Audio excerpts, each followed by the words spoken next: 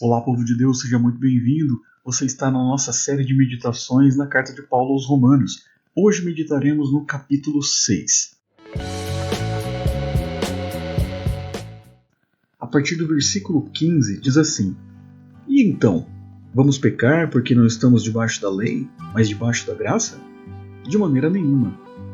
Não sabem que quando vocês se oferecem a alguém para lhes obedecer como escravos, tornam-se escravos daqueles a quem obedecem? Escravos do pecado que leva à morte ou da obediência que leva à justiça? Mas graças a Deus, porque embora vocês tenham sido escravos do pecado, passaram a obedecer de coração a forma de ensino que lhes foi transmitida. Vocês foram libertados do pecado e tornaram-se escravos da justiça. Falo isso em termos humanos por causa das suas limitações humanas. Assim como vocês ofereceram os membros dos seus corpos em escravidão à impureza e à maldade que leva à maldade, ofereçam-nos agora em escravidão e à justiça que leva à santidade. Que fruto colheram então das coisas das quais vocês agora se envergonham? O fim delas é a morte. Mas agora que vocês foram libertados do pecado e se tornaram escravos de Deus, o fruto que colhem leva à santidade, e o fim é a vida eterna. Pois o salário do pecado é a morte, mas o dom gratuito de Deus é a vida eterna em Cristo Jesus, nosso Senhor. Eu sei que muitas vezes parece redundante e até repetitivo, mas esse capítulo também é muito rico. Ele traz muitos ensinos importantíssimos para a vida cristã. E eu quero compartilhar com vocês um ensino que eu vejo que poucas pessoas têm conhecimento, apesar de ser tão importante na nossa vida cristã, que é a redenção. O dicionário nos diz que redenção é o ato de adquirir de novo mediante pagamento. E é exatamente isso. Eu queria falar com vocês sobre redenção na Bíblia. Para que a gente consiga entender, é necessário nós voltarmos para o Antigo Testamento, para o início das coisas, né? Como funcionava a redenção?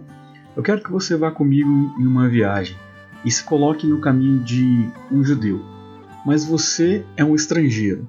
Imagina que você teve uma grande ideia, só que você não tem recursos, e você tem um amigo judeu e você quer que ele seja seu sócio. Você vai, apresenta para ele todo o projeto, fala de todas as situações, todas as condições, e ele fala para você: olha, eu não acho que é um bom negócio.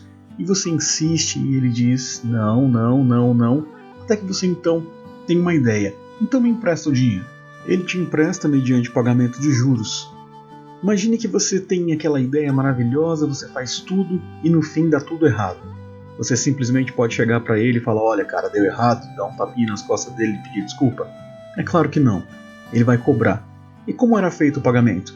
Você tinha que dar todas as suas posses, tudo que você tinha. Se não fosse o suficiente para cobrir a sua dívida, então você e sua família eram entregues como escravos para que então pudesse sanar essa dívida. E quais eram as formas de ser liberto? Primeiro era você pagar toda a sua dívida. Como a primeira opção já estava descartada, porque você foi levado como escravo, a próxima opção era o jubileu. O jubileu acontecia a cada 50 anos. Imagine que isso aconteceu há 3 anos, ou seja, só vai demorar 47 anos para você ficar livre. Então soma a sua idade com 47 anos, eu imagino que você já não vai estar tão novo, né? Então você vai querer ser liberto bem antes. A outra opção seria, se você fosse um judeu, você só poderia ficar escravo durante 6 anos, mas como nós já dissemos, você não tem essa benesse, você não é um judeu. Então qual seria a outra forma? A outra forma seria você ser resgatado. Imagina que você tem um amigo, um parente muito rico. Você inclusive ofereceu esse negócio primeiro para ele. E ele disse: não, eu não vou te dar o dinheiro, eu não vou ser seu sócio porque isso é uma loucura. Mas essa pessoa te ama. O que ele faz? Ele vai lá e te resgata. Ele paga toda a sua dívida para o seu credor. Só que nesse momento você não está livre. Por quê? Porque ele te adquiriu. Ele comprou mediante pagamento você. Nesse momento você se torna escravo dele. Só que a negociação não é vantajosa financeiramente, ou seja, ele poderia comprar escravos melhores, terra melhor. Então isso para ele não é vantagem nenhuma economicamente. Por que ele fez isso? Porque ele te ama. Então ele te dá a liberdade. Foi exatamente assim que Jesus fez conosco. Jesus, ele veio, pagou uma dívida impagável, nós nunca conseguiríamos pagar o preço pela nossa salvação. E ele nos resgatou. Ele nos retirou do império das trevas e nos transportou para o Senhor. Só que a questão é exatamente essa. Ele não nos deu liberdade para vivermos de uma maneira como quisermos. Redenção, então, é uma troca de senhorio. Você tinha como senhor o diabo e agora você tem como senhor Jesus Cristo. Nós vemos muitas pessoas querendo Jesus como o seu salvador, mas não reconhecem a ele como seu senhor. E é isso que Jesus é. Inicialmente ele é o seu senhor e depois seu salvador, porque ele te comprou com o preço do sangue dele. Mas então você pode me perguntar, tá bom, mas ele não me comprou para eu ser livre? Sim. Livre do quê? Livre do pecado, livre de todo o mal, livre das amarras de Satanás. Você é livre para poder servir a Jesus com toda a tua intensidade. Você é livre para adorá-lo, você é livre para buscá-lo, você é livre para cumprir e viver o propósito de Deus, você é livre para dizer não. Você que tem enfrentado um problema com o vício, você é livre para dizer não. Você que tem enfrentado um problema com a pornografia, você é livre para dizer não. Você que tem uma gravidez que parece indesejada, você é livre para dizer não ao aborto. Você é livre para dizer não à mentira. Você é livre para dizer não à inveja. Você é livre para dizer não para o diabo e dizer sim para o Senhor. Essa é a liberdade que Jesus nos deu. Nos deu a liberdade para dizer não para o diabo, não para a nossa carne e para viver a vontade dele para nós, para viver o senhorio do Senhor. Assim como Paulo diz, você que antes entregava os seus membros e os seus corpos em escravidão à impureza e à maldade que leva à maldade, ofereça agora em escravidão à justiça que leva à santidade. A pergunta de Paulo continua ecoando ainda hoje. Que fruto vocês escolheram daquelas coisas que vocês tinham vergonha? O fim delas é a morte. Mas agora vocês foram livres. Vocês foram livres do quê? Livres do pecado e se tornaram escravos de Deus. Por quê?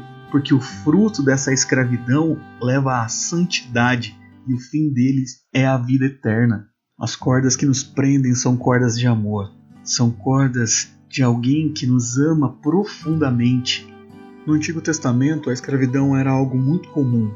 E quando um escravo ia ser libertado, qualquer que seja a situação, e ele não queria, ele se dedicava ao seu Senhor, ele amava o seu Senhor era bom com ele, então ele escolhia, eu quero ficar debaixo do senhorio do meu Senhor. O que era feito? Era furada a sua orelha e aquele era um sinal externo, um sinal público de que ele era um escravo por amor. Esse é o mesmo nível de senhorio que Jesus oferece e é o mesmo nível de sacrifício que ele deseja de nós, que nós escolhamos ficar debaixo do senhorio dele. Entreguemos a nossa vida porque ele é digno, porque ele nos ama, porque ele pagou um preço impagável por mim e por você. Por quê? Porque ele queria nos arrancar do império das trevas, nos arrancar do império do mal, para nos transportar para o reino do Senhor. Meu irmão, abra mão da tua vontade, abra mão do controle. O controle é uma ilusão. Abra mão daquilo que tem nas tuas mãos. Entregue tudo ao Senhor. Entregue a Ele. Diga, Jesus, eu quero render o meu coração ao Senhor. Eu quero render a minha vida ao Senhor. Toma o controle. É tudo teu. Nada está mais no meu controle. É isso que Jesus pede. Como Ele entregou tudo, Ele quer tudo. Jesus não quer apenas uma parte ou uma fração da minha e da tua vida. Ele quer a nossa vida por completo. E o plano dele? O plano dele é maravilhoso para mim e para você. Mas agora que foram libertos do pecado e se tornaram escravos de Deus, o fruto que colhem leva à santidade e o seu fim é a vida eterna. Louvado seja o nome do Senhor. Aquele que te ama, aquele que te escolheu, aquele que veio te buscar, está te chamando. Vem, amado da minha alma. Vem, porque eu estou aqui te esperando. Os meus braços estão abertos. Eu quero enxugar as suas lágrimas. Eu quero sarar as tuas dores. Eu quero mudar a tua história. Jesus está te chamando. Vá ao encontro dele. Corra para os braços do amado. corra para aquele que te espera. Que Deus abençoe grandemente a sua vida e até o próximo vídeo.